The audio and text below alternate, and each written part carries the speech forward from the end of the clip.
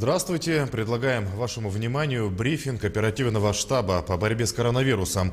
Узнаем актуальную информацию о текущей эпидобстановке в регионе на 13 ноября. Ольга Валерьевна, здравствуйте. О текущей эпидемиологической ситуации в нашей республике.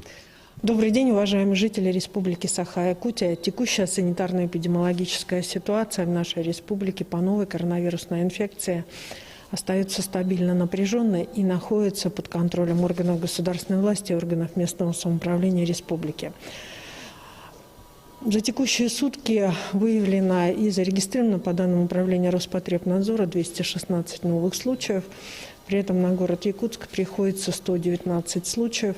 Необходимо обратить внимание, что дальше продолжается у нас выявление и изолирование контактов, в том числе прежде всего по Набарскому району, который на особом внимании, где выявлено вновь 10 случаев. Также у нас сегодня под особым вниманием находится Вилюйский улус-район, в котором зарегистрировано 8 новых случаев. И необходимо обратить внимание по Вилюйскому и Анабарскому улусу. Причиной вот этого подъема и увеличения стало нарушение санитарно-эпидемиологических правил и норм, которые установлены указом главы Республики Саха-Якутия Айсена Сергеевича Николаева. Говоря сегодня о ситуации, вообще сложившейся, характеризуя санитарно-эпидемиологическую ситуацию, необходимо обратить внимание на то, что у нас сегодня ковидом начинают заболевать и те, кого мы берегли в течение 8-9 месяцев. Мы всегда говорили о том, что нужно беречь старшее поколение.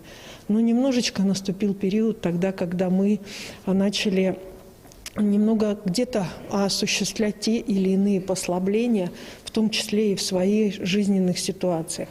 И сама по себе картина больных, находящихся в наших больницах, говорит о том, что продолжаются свадьбы, продолжаются юбилеи с большим количеством, продолжаем проводить мероприятия. Поэтому я хочу еще раз обратить внимание, прежде всего, как самих граждан, и прошу воздержаться от участия все-таки в мероприятиях с большим количеством гостей, с большим количеством людей.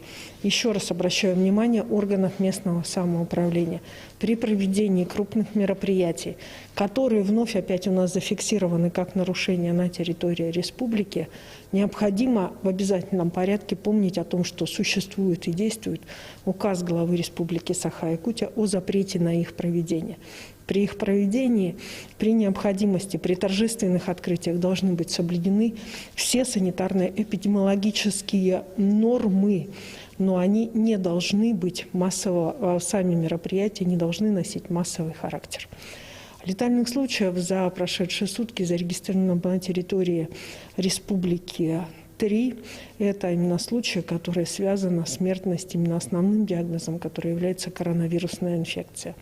За сутки проведено 6140 исследований на коронавирус. И сегодня, как я говорила, мы приходим к отметке 700 исследований в целом с марта месяца и отметку 700 тысяч исследований на территории Российской Федерации, на территории Республики Саха-Якутия мы преодолели. С понедельника в наши медицинские организации возвращаются те студенты, которые находились на соответствующих учебных процедурах высших учебных заведений. И с понедельника 5-е и 6-е курсы возвращаются, а 4-е курсы у нас медицинского института СВФУ появляются вновь, и более 100 врачей-ординаторов, и в том числе 150 студентов медколледжа начинают работать в наших больницах по помощи в организации медицинской помощи, не только ковида, но и по плановой помощи. Так как непосредственно нам в любом случае необходимо, жизнь продолжается дальше, и в том числе и плановую помощь нам необходимо оказывать. Ну а впереди у нас с вами выходные. Конечно же, хочется пожелать вам провести их в кругу семьи, чтобы семьи ваши были здоровыми. Спасибо большое.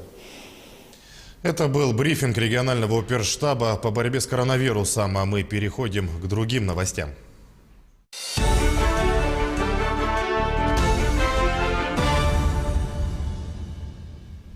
Главы российских регионов принимают участие в работе форума «Сильные идеи для нового времени» в Москве. По количеству инициатив республика заняла 2-е место на Дальнем Востоке. Глава Якутии Айсан Николаев представил ряд идей из нашего региона. Среди них «Скиллометр». Это платформа профориентации на основе цифрового портфеля.